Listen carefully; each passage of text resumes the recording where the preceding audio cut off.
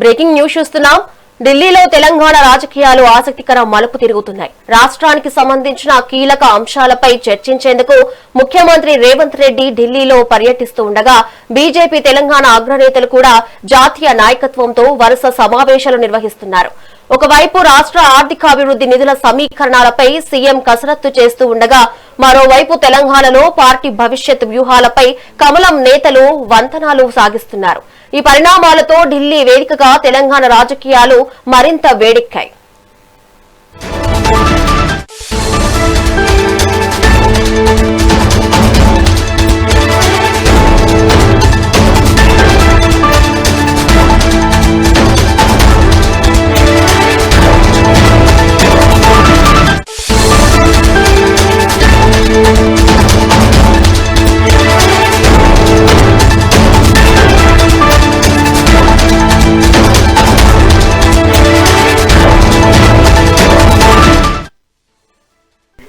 Breaking news చూస్తున్నాం.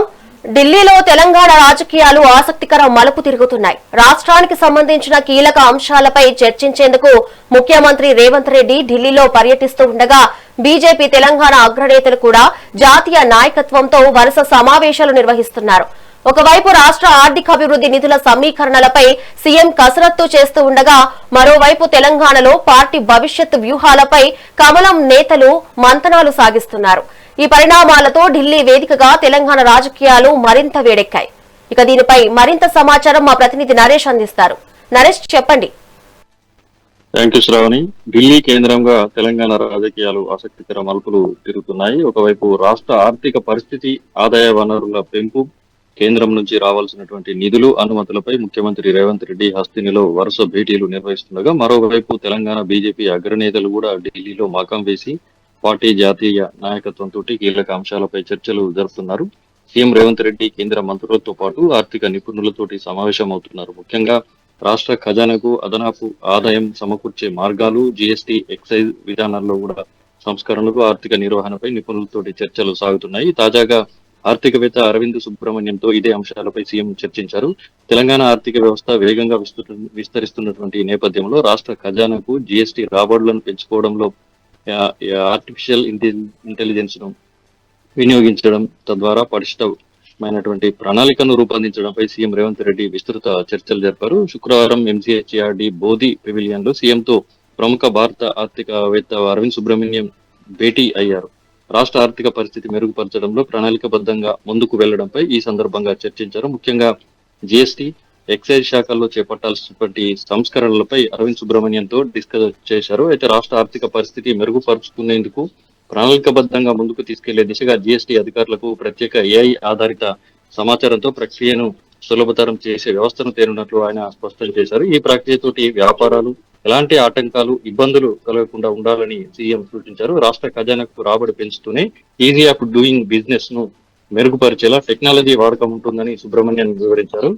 అయితే దీనికి సంబంధించి ప్రధానంగా భవన నిర్మాణ సామగ్రి విషయంలో లీకేజీలను అరికట్టే విధంగా మున్సిపల్, రేరా, పంచాయతీరాజ్, విద్యుత్, ఆర్థిక, వాణిజ్య పన్నుల శాఖల మధ్య కూడా ఏఐ సాయంతో సమన్వయం చేసుకోవాలని సూచించారు. దీంతో ఈ సంబంధించి ఇటు ఈ పై వివరాలను సైతం సమీకృతం చేస్తే పరిపాలనలో కూడా ఉపయోగపడుతుందని సీఎం చెప్పారు.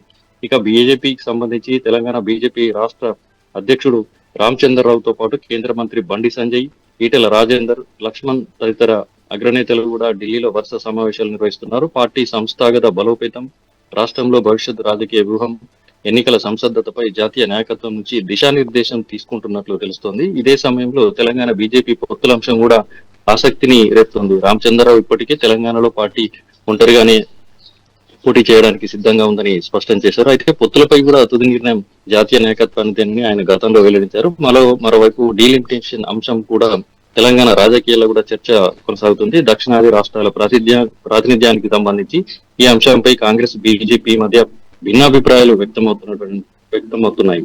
అయితే తెలంగాణలో రాబోయే ఎన్నికల్లో ఇటు బీజేపీ విజయం సాధించి సొంతంగా ప్రభుత్వాన్ని ఏర్పాటు చేస్తుందని పార్టీ రాష్ట్ర అధ్యక్షుడు రామచంద్రరావు ధీమా వ్యక్తం చేశారు. శుక్రవారం జాతీయ అధ్యక్షుడు నితిన్ నబీన్ అధ్యక్షతన జరిగినటువంటి పార్టీ ఉన్నత స్థాయి సమావేశంలో రామచంద్రరావు పాటు రాష్ట్ర ఇన్ఛార్జిగా ఉన్నటువంటి అభయ్ పాటిల్, రాష్ట్ర సంస్థాగత ప్రధాన కార్యదర్శి చంద్రశేఖర్ తివారీ, పార్టీ లోక్సభ, రాజ్యసభ ఎంపీలు, పాల్గొన్నారు. సమావేశం అనంతరం రామచంద్రరావు మీడియాతో మాట్లాడుతూ పలు పార్టీల నాయకులు కూడా బీజేపీలో చేరేందుకు సిద్ధంగా ఉన్నారని, సరైన సమయం కోసం చూసుకొని వాళ్ళంతా పార్టీలోకి వస్తారని స్పష్టం చేశారు. రాబోయే జిహెచ్ఎంసీ ఎన్నికల్లో బీజేపీ ఎవరితోనూ పొత్తు పెట్టుకున్నాయి ఒంటరిగానే పోటీ చేస్తుందని స్పష్టం చేశారు. జనసేన వంటి పార్టీల విషయంలో జాతీయ నాయకత్వం నిర్ణయిస్తుందని చెప్పేసి చెప్పారు. అయితే ఈ ఇటీవల వస్తున్నటువంటి ఏదైతే తమ పార్టీ నేతల మధ్య విభేదాలు లేవని, చిన్న చిన్న భేదాభిప్రాయాలు ఉంటే వాటిని సామరస్యంగా వీటి పరిష్కరించుకుంటున్నామని, సమావేశాల ద్వారా పరిష్కరించుకున్నామని చెప్పేసి రామచంద్రరావు పేర్కొన్నారు. భవిష్యత్తులో భేదాభిప్రాయాలు వచ్చినా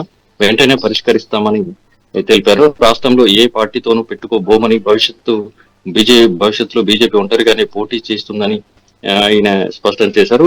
రాష్ట్ర ప్రభుత్వ వైఫల్యాలపై బలమైన పోరాటం చేయాలని, ముఖ్యంగా ఈ ఫీజు రియంబర్స్మెంట్ తో పాటు అవినీతి, కేంద్ర ప్రభుత్వ పథకాల అమలు వంటి అంశాలను ప్రజల్లోకి తీసుకెళ్లాలని ఈ సమావేశంలో నితిన్ నవీన్ తమకు సూచించినట్లు పేర్కొన్నారు.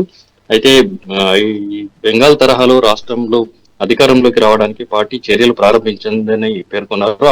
అప్పుల ఊబిలో కూరుకుపోతున్నటువంటి తెలంగాణను కాపాడాలంటే బీజేపీ అధికారంలోకి రావాల్సిన అవసరం ఉందని ఈ సందర్భంగా ఈటెల రాజేందర్ పేర్కొన్నారు. అయితే మొత్తంగా చూసుకుంటే ఒకే సమయంలో ఢిల్లీలోనే అధికార కాంగ్రెస్, ఇటు ప్రతిపక్ష బీజేపీకి చెందినటువంటి కీలక నేతలు మకాం వేయడంతో ఇటు తెలంగాణ రాజకీయాల్లో హస్తిన భేటీలకు అధిక ప్రాధాన్యత పెరిగిందని చెప్పవచ్చు. శ్రావణి. Thank you Naresh.